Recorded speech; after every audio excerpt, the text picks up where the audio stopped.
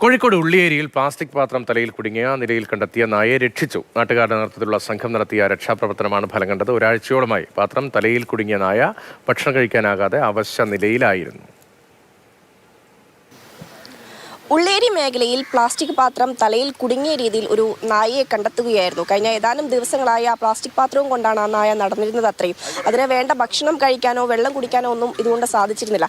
നാട്ടുകാരുടെ നേതൃത്വത്തിൽ ഇതിനെ രക്ഷിക്കാൻ ഒരു രക്ഷാപ്രവർത്തന ദൗത്യമൊക്കെ നടത്തി വരികയായിരുന്നു. ഇന്നിപ്പോൾ ഏതായാലും ആ ഒരു രക്ഷാപ്രവർത്തനം ഫലം കണ്ടിരിക്കുകയാണ്.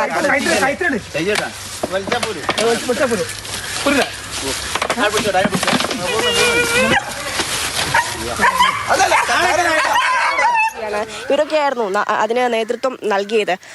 എന്തായാലും നല്ല ശൗര്യമുണ്ട്. ഇത്ര ദിവസമായിട്ടും എന്തായാലും ജീവിതത്തിലേക്ക് തിരിച്ചു പോകുന്നുള്ള 100% ഉറപ്പാണ്. അത്രയും പവർഫുള്ളാണ്.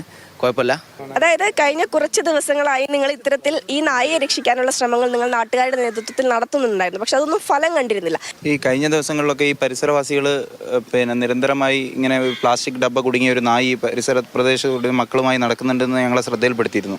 എന്നാൽ ഞങ്ങൾ നായയെ ശ്രദ്ധയിൽപ്പെടുത്തുന്ന അവസരത്തിൽ 5-6 പേരാണ് ഇതിനുവേണ്ടി തയ്യാറെടുത്ത് വരുന്നത്. അപ്പോൾ നായ ഈ മലമുകളിലേക്ക് ഓടിക്കയറുകയാണ് ചെയ്യുന്നത്. വാട്സപ്പ് കൂട്ടായ്മ രൂപീകരിച്ച് ഇന്നത്തെ ഞായറാഴ്ചയാണല്ലോ, ഇന്ന് എല്ലാവരും കൂടെ ഒരു പരിശ്രമത്തിൻ്റെ ഭാഗമായിട്ടാണ് ഈ വിജയം ഉണ്ടായത്. കാരണം നായ എറിഞ്ഞ് അവസാനം നായ ഒരു മതിലെടുത്ത് ചാടുന്ന അവസരത്തിൽ കയർ എറിഞ്ഞ് കുടുക്കി പിടിച്ച് കെട്ടുകയായിരുന്നു. എന്നിട്ട് ഡബ്ബ ഊരി കൊടുത്തപ്പോൾ നായ ആ കയർ അറ്റിച്ചിട്ട് നായ ഓടിപ്പോയി. ഇത് ഈ പരിസരത്ത് തന്നെയുള്ള നായയാണ്. അതെ, ഈ പരിസര പ്രദേശങ്ങളിലുള്ള നായകളാണ് ഇത്. ഇതിന് മക്കളുണ്ടായിരുന്നു, അത് ഈ ചത്തുപോയി എന്നാണ് പരിസരവാസികൾ പറഞ്ഞത്. അപ്പോൾ ഇതിൻ്റെ ജീവനെങ്കിലും രക്ഷിക്കാൻ കഴിഞ്ഞതിലുള്ള ഒരു ആത്മസംതൃപ്തിയിലാണ് ഞങ്ങൾ.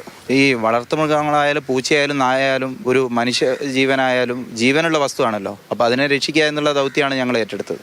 ഫയർഫോഴ്സിനെ ഉൾപ്പെടെ ബന്ധപ്പെട്ടുകൊണ്ട് ഈ ഒരു ശ്രമത്തിന് നേതൃത്വം കൊടുക്കാനൊക്കെ നാട്ടുകാരുടെ നേതൃത്വത്തിലുള്ള ആളുകളൊക്കെ തീരുമാനിച്ചിരുന്നതുമാണ്. ഏതായാലും അതിന് മുന്നേ തന്നെ ഈ ഒരു പ്രവൃത്തി ഫലം കണ്ടു എന്നുള്ളതാണ് എടുത്തു പറയേണ്ടത്. അപ്പോൾ ഒരു ജീവനാണ് അതെ. അപ്പോൾ അതിനെ രക്ഷപ്പെടുത്താൻ സാധിച്ചതിൻ്റെ സന്തോഷത്തിലാണ് നാട്ടുകാരൊക്കെ ഉള്ളത്. അപ്പോൾ പ്ലാസ്റ്റിക് പാത്രങ്ങളൊക്കെ ഇത്തരത്തിൽ വലിച്ചെറിയുമ്പോൾ ശ്രദ്ധിക്കണം.